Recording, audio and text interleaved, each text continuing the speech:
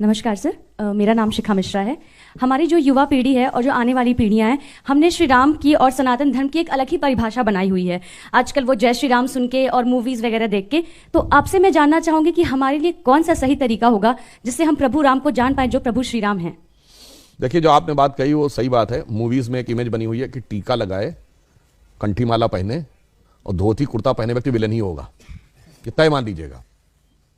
और इतना ही नहीं, धर्माचार्य तो धूर्त होगा। इतना ही नहीं, प्रोफेसर मजाक का पार्ट होगा। पढ़ने लिखने वाला छात्र बेवकूफ होगा, वो चतुर महालिंगम होगा। और क्लास बंक करने वाला इंटेलिजेंट होगा। पॉकेट मारने वाला व्यक्ति जो होगा वो तो उदार होगा, क्योंकि वो चोरी करके बांट रहा होगा। ठीक। और जो बिजनेसमैन है या जो नौकरी कर रहा वो बेवकूफ टाइप का दिखाया जाएगा, वो जिंदगी की दौड़ में पिछड़ता दिखाया जाएगा। अरे बहुत सारी चीजें दिमाग में भरी गई हैं फिल्मों में। ये बताइए, ये फौजी के डिसिप्लिन का मजाक उड़ेगा। हर हिंदी फिल्म में साउथ इंडियन मजाक का पार्ट होगा।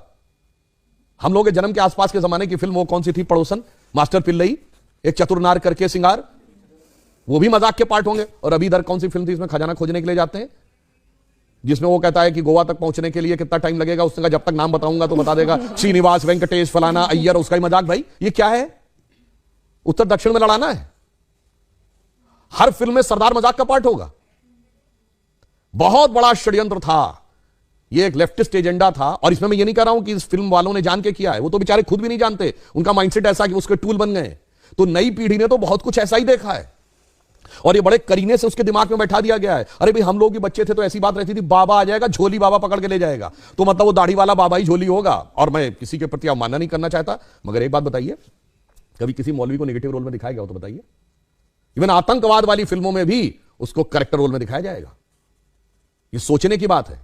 एक ही फिल्म में, अमिताभ बच्चन जी की फिल्म है 1970 के दशक की, जिसमें जब उनकी भाभी आती हैं और या मां अगर उनको प्रसाद दी, मैं नहीं लेता ऐसा प्रसाद, मैं नहीं मानता ऐसे भगवान को जो गरीब का पेट नहीं भर सकता, उसी फिल्म में 786 का बिल्ला उनकी जान बचाता है और उसको यूं हाथ से लगा रखते हैं। सोचिए कैसे दिमागों में चीजें भरी गई हैं। इसलिए मैं युवा पीढ़ी से कहूंगा, इस जगत प्रपंच से बाहर निकलिए और ओरिजिनल अपने टेक्स्ट पढ़िए। विवेकानंद का साहित्य पढ़िए, स्वामी रामतीर्थ का साहित्य पढ़िए, श्री अरविंदो का साहित्य पढ़िए, गांधी जी ने जो लिखा है उसको पढ़िए। कार्यक्रम के शुरू होने से पहले कुछ आप विवरण दे रहे थे, मैं चाहती हूँ वो दर्शकों तक भी पहुंचे, कैसे समय की चाल बदली। देखिए, हम आपको एक बात ये बताएं, आप सबने शनि की 7.5 वर्ड सुना होगा।